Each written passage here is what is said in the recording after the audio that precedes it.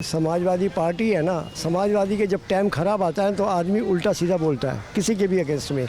अब ये समाजवादी पार्टी ना तो समाज की रहेगी ना नमाज की रहेगी, मतलब चिंगारी में आग समाजवादी पार्टी दिखा रही है, ताकि क्योंकि उन्होंने कल को उनकी जो वोट बैंकिंग और जो कुर्सी है वो खिसकती नज़र आ रही है। ओबीसी का क्या है, ओबीसी का कितने करोड़ की प्रॉपर्टी है, उसमें क्या लिखा हुआ है। आज चले जाइए सिकंदराबाद जाके करिए, देखिए पता लग जाएगी आपको।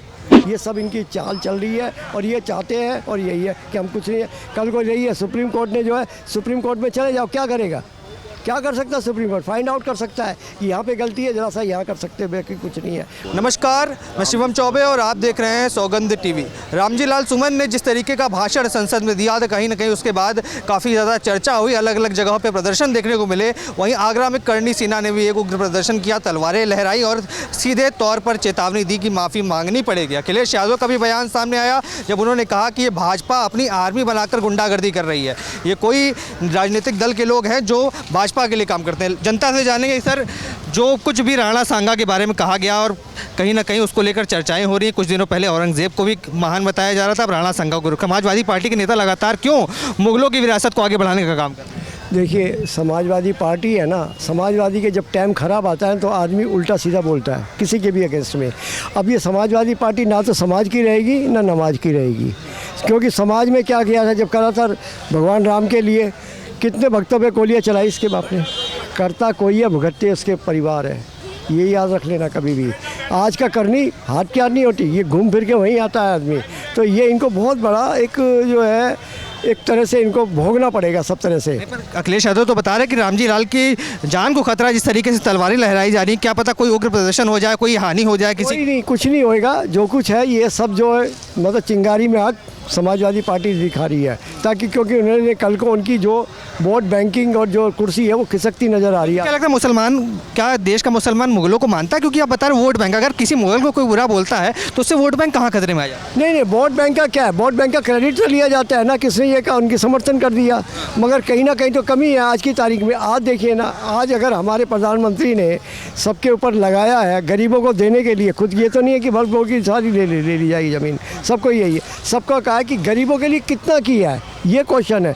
जो हाथापाई ये चल रहा, उल्टे सीधे विचार चल रहे, ये जो जितने भी इनके जो करणदाता थे, ये जो इनके साहूकार थे, जो भी है, ये उनके अंडर में। आज ओबीसी का क्या है, ओबीसी का कितने करोड़ की प्रॉपर्टी है, उसमें क्या लिखा हुआ है। आज चले जाइए सिकंदराबाद जाके करिए, देखिए पता लग जाएगी आपको, समझिए ना। तो ये चीज़ सारा कुछ है, ये वही है, ये उकसा के पैसा दे के करके कि तुम्हारा ये ख़त्म हो जाएगा, समझे, हमारे प्रधानमंत्री जी तुम्हारे ये कर देंगे, सब ये कहीं नहीं रहेंगे, सब प्रॉपर्टी छीन लेंगे, मुंगलेगा सब। तो ये सब कुछ धीरे धीरे पूरी तरीके से मामला बहुत उसको रंग दिया जा रहा है, और रंग चढ़ने वाला नहीं है। अब कुछ दिन की बात है, आज की तारीख में देख लो, कल की तारीख में देख लो, ये सिर्फ हाय करवाना चाहे, क्योंकि इनके जो समाजवादी का भी वोट खिसकने जा रहा है। क्योंकि उसमें कुछ मुस्लिम बात भी है जो इसको सच्चाई बात है, कि वो कह रहे हैं कि हमें गरीबों को मिला क्या है, हमें किसने दिया है, सबने हमें एक वोट बैंक की राजनीति में रखा है, बाकी गरीबों गरीब ही रह गए। अभी आज कितनी विद्या दी है, आज नेहरू से लेके और अब तक के लिए कितने मुसलमानों को पढ़ाया गया, या उनके लिए कितने मदरसे खोले, कॉलेज खोले,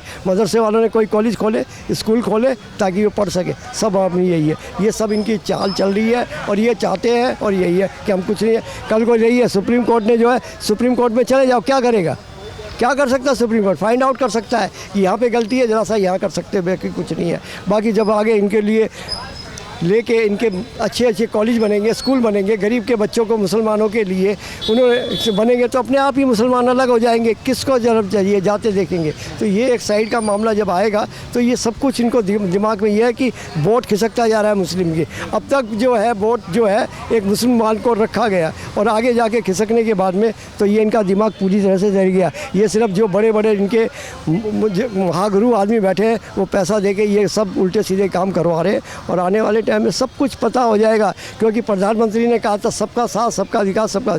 आज प्रधानमंत्री चौकसी को लिया है, कैसे लिया? 1300 करोड़ रुपए कम होते, आज वो 1300 करोड़ रुपए अगर इंडिया के बीपीएनबी के बैंक के लिए, तो वो 1300 करोड़ अगर जिस दिन आएंगे तो बैंक में क्या होगा?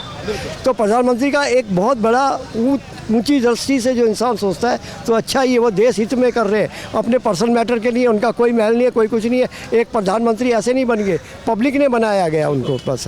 तो ये कहेंगे ये शुक्रिया की अदा वाली है। और मैं मुसलमानों के भाइयों से भी ये भी कहूँगा कि छोटे जितने भी हैं उनका कुछ नहीं होने वाला, नीट एंड क्लीन सब कुछ अच्छा होगा। तुम्हारे आका ही तुम्हारे वो करवा रहे हैं जो भी।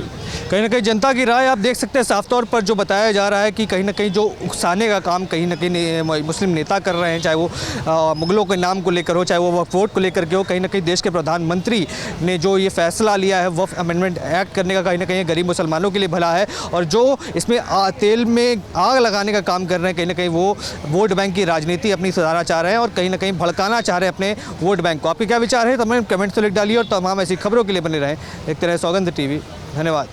आप देख रहे हैं सौगंध टीवी, सौगंध वतन की।